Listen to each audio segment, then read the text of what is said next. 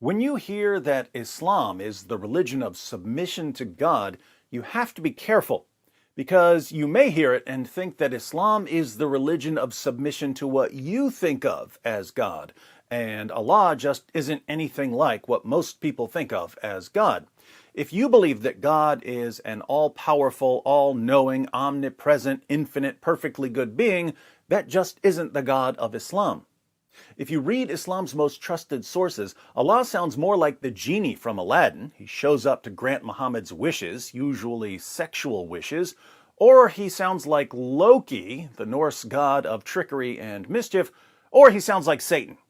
He doesn't sound like God. To see what I mean, think about one of Dr. Bart Ehrman's criticisms of the Islamic view of Jesus. According to Dr. Ehrman, if we know anything about Jesus, we know that he was crucified. I think historically, I think Jesus certainly got crucified. I think this is a historical certainty. I think on a historical basis, Jesus was absolutely crucified. I think that there is, as a historian, there's almost no doubt about that. But according to Islam, Jesus wasn't crucified. Muslims do not believe, the Quran says, that Jesus didn't really get crucified. He didn't really die. That it was somebody else who got crucified in his place. And so that's, yeah, well, that would be something that... So Dr. Ehrman is convinced that Jesus' crucifixion is a historical certainty, but Muslims claim that it never happened. This means that Dr. Ehrman is wrong according to Islam, doesn't it? Now, here's the question for Muslims, and at the end of this video, I'll expand it to 4 questions for Muslims.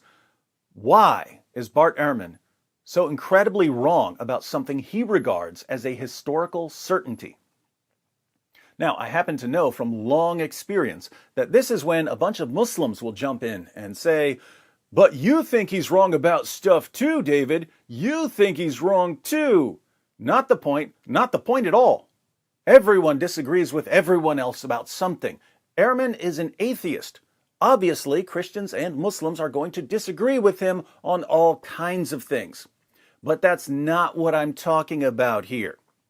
When someone is wrong about something, especially something important, it makes sense to ask why he's wrong. How did he come to a false conclusion? And according to Islam, there's a very clear, very specific reason that Bart Ehrman is thoroughly convinced that Jesus died by crucifixion. What is that reason? According to Islam, why is Bart Ehrman convinced that Jesus died by crucifixion? Well, according to Islam, Jesus wasn't crucified. Instead, Allah took him safely away to paradise. But Allah didn't stop there. No, Allah took a different person and miraculously disguised him to make him look like Jesus. Then this other person was crucified, but everyone thought that it was Jesus. The Christians, the Jews, and the Romans all believed that Jesus was crucified because Allah tricked them into believing that Jesus was crucified. So we ended up with lots of early sources reporting the crucifixion of Jesus. I think the crucifixion of Jesus is is probably the best attested, one of the best attested events of his life. It's found all over the place in our early sources. It's even mentioned by non-Christian sources. So, according to Islam, why is Bart Ehrman thoroughly convinced that Jesus died by crucifixion? It's not because he's an atheist or biased or ignorant of the facts. Bart Ehrman believes that Jesus' crucifixion is a historical certainty because Allah deceived him. And Allah didn't just deceive Bart Ehrman, he deceived literally billions of people, along with every respected historical Jesus scholar and New Testament scholar on the planet, because they're all convinced that Jesus died by crucifixion. Allah deceived billions of people, which means that, according to Islam, Allah is the best of all deceivers. Do you see why I said that Allah sounds more like Loki or Satan than what most people think of when they think about God? Let me conclude with a few questions for our Muslim friends, and I'm genuinely interested in any answers you Muslims may have, because I've been in lots of discussions and debates, and no one has ever been able to explain this to me. So please share your responses in the comments. First question: Why did Allah deceive Bart Ehrman and literally billions of other people? Why did he do it? What was the purpose? Jesus was taken safely to paradise. Allah could have left it at that.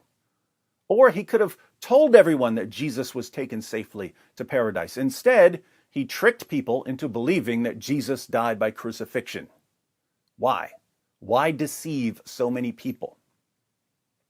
Second, why do Muslims blame the Apostle Paul or other Christians for corrupting the gospel when, according to Islam, Allah corrupted the gospel? I open the Bible and it says that Jesus died on the cross. Jesus' crucifixion is a lie, according to Islam. Who came up with that lie? Allah did. So Allah corrupted the gospel. Why would he send Jesus with the gospel and then corrupt it?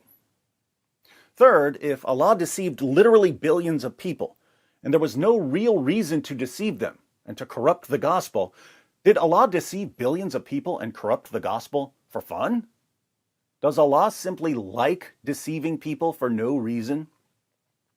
Fourth, if Allah deceived billions of people simply because it amuses him, if he corrupts the message of his own prophets just for fun, if your God is a cosmic trickster,